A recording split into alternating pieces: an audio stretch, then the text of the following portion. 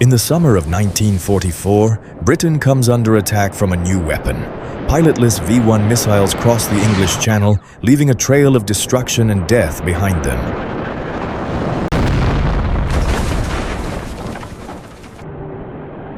The V-1's engine could be heard as the missile flew toward its target. Then the engine would cut out and the missile would plunge downward in complete silence. It was that ominous silence that people feared most.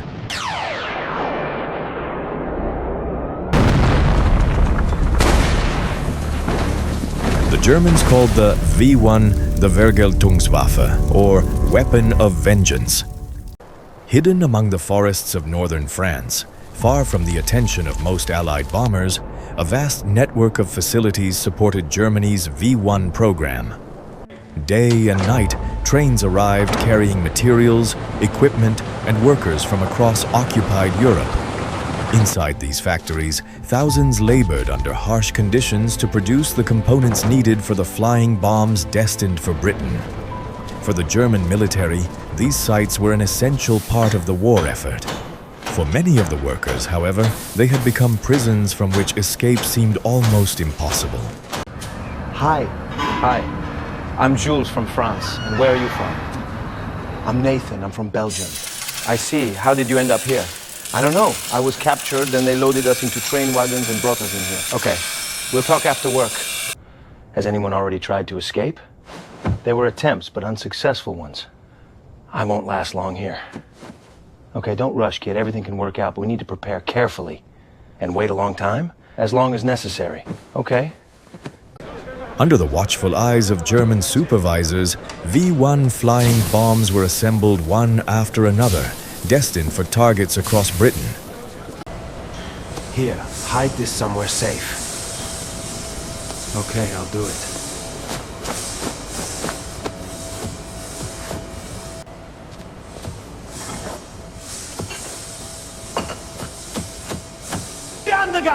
Du suchst alles! Hayden Ingel kontrollieren! Schnell!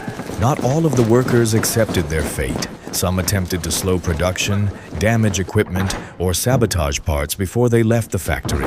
The German authorities responded harshly. Suspected acts of sabotage were often met with severe punishment. And for some workers, the consequences proved fatal. Fear!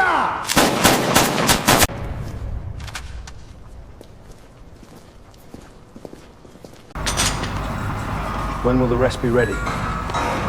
Everything will be ready by this evening. Okay. The Allied landings in Normandy changed everything. For the first time in years, many workers could see a real chance of liberation.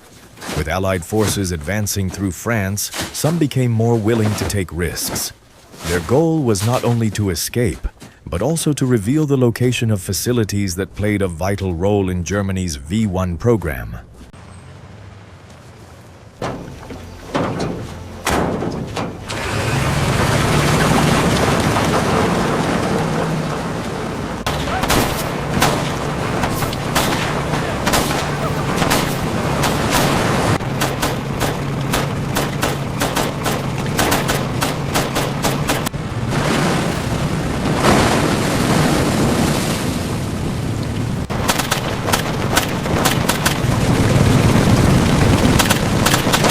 Nathan, jump out. We won't both get away.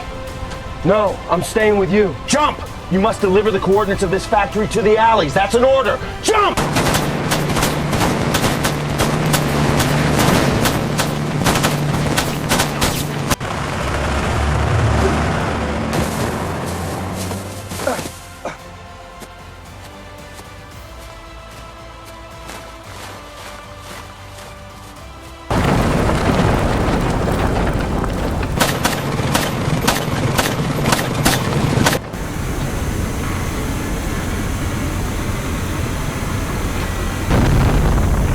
Between June and September 1944, Germany launched more than 10,000 V-1 flying bombs against Britain. Around 2,400 reached the London area. Many were destroyed by British fighters and anti-aircraft defenses, while others failed to reach their targets due to technical problems and acts of sabotage.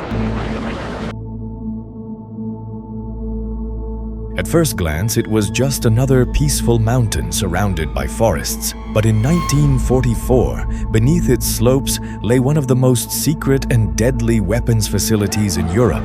What was hidden beneath this mountain was far more than another weapons factory. Behind miles of tunnels and reinforced chambers, Germany was developing one of the most ambitious military projects of the war. The weapon being built here would introduce a new era of warfare and become the foundation of technologies that would shape the future long after the war had ended. Under the cover of darkness, the rockets left the factory by train. Their final destination was a network of launch sites hidden across occupied Europe. One of the largest concentrations of launch sites was located near The Hague. From here, rockets were unloaded, assembled, and prepared for missions against targets across Britain. On September 8, 1944, the first V-2 was launched toward London. It was the first combat use of a ballistic missile in history.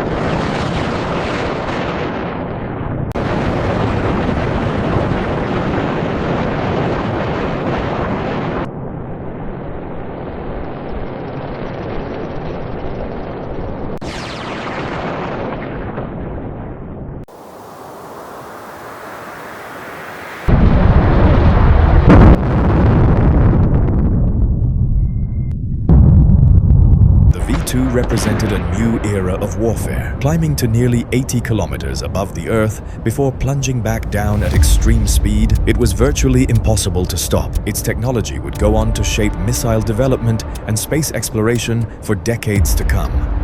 Next week in Part 2, Germany's superweapons and the race to capture them. Like and subscribe so you don't miss it.